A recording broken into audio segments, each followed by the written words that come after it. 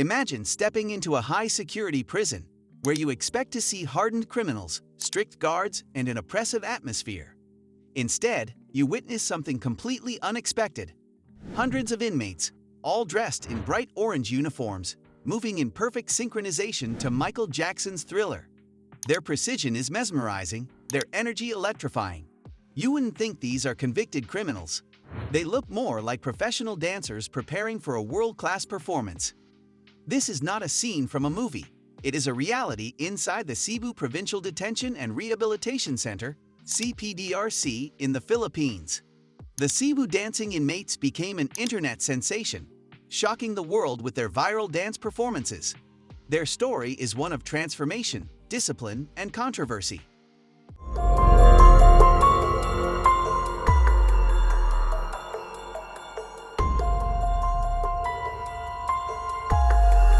How did a prison notorious for overcrowding and violence become home to one of the most unique rehabilitation programs ever seen?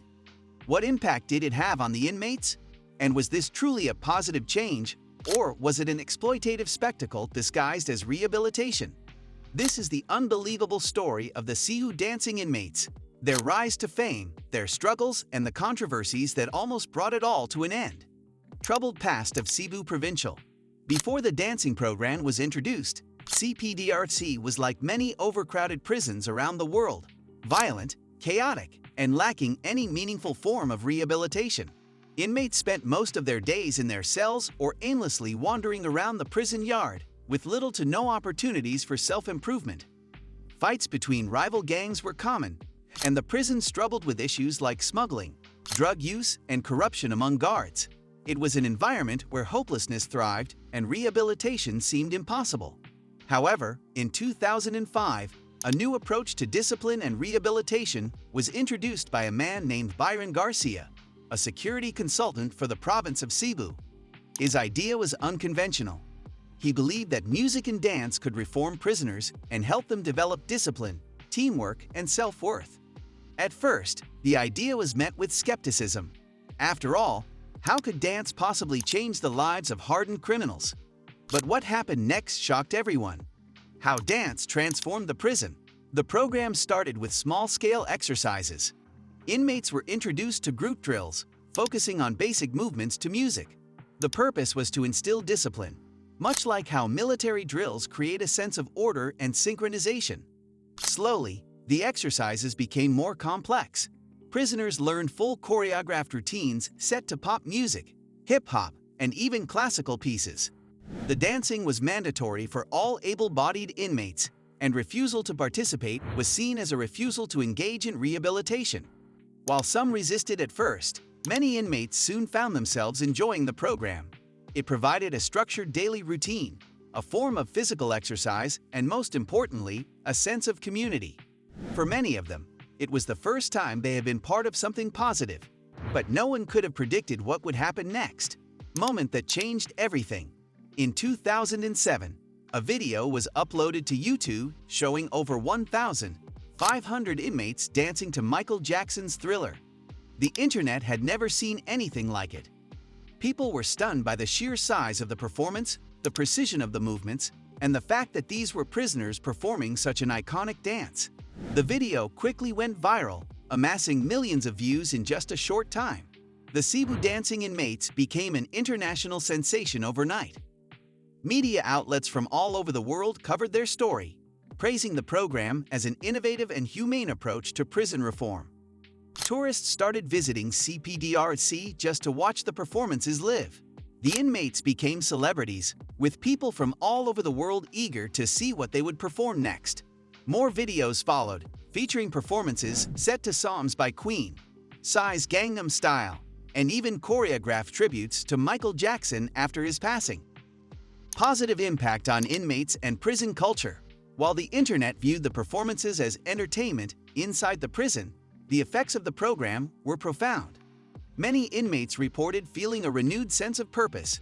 Instead of spending their days idle or engaging in violence, they had something productive to focus on. The strict rehearsal schedules kept them busy, reducing opportunities for conflict and misbehavior. Some former gang members, who would have never spoken to each other under normal circumstances, found themselves working together on routines, breaking down the walls of hostility. The prison's atmosphere changed, violence decreased, and a sense of camaraderie developed among the inmates. There were even cases where inmates, upon release, pursued careers in dance and performance. Some became choreographers, while others used their newfound discipline to start fresh and build better lives. Was it rehabilitation or exploitation? Despite the positive outcomes, not everyone saw the Cebu Dancing Inmates as a success story.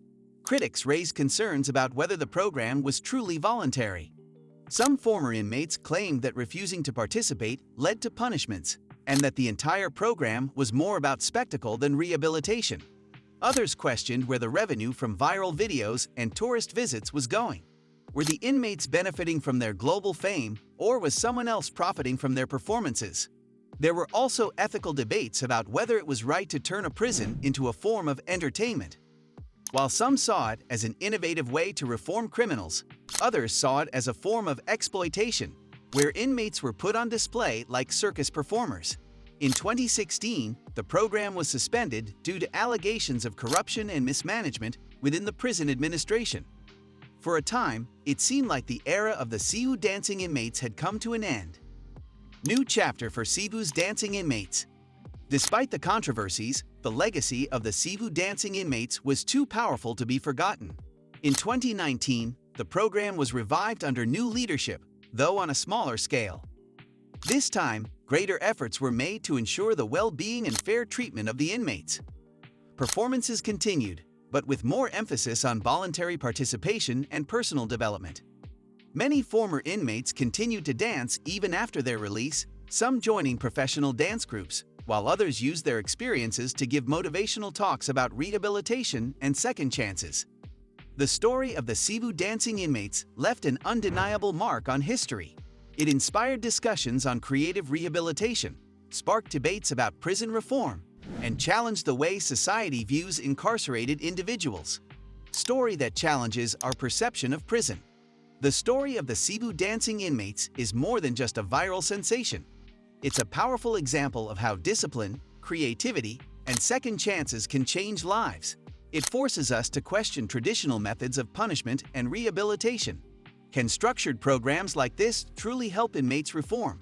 Or was this just a way to entertain the public at the prisoner's expense? Did the Cebu Provincial Detention Center create a revolutionary approach to prison reform? Or was it simply a well-packaged spectacle? No matter where you stand on the debate, one thing is undeniable.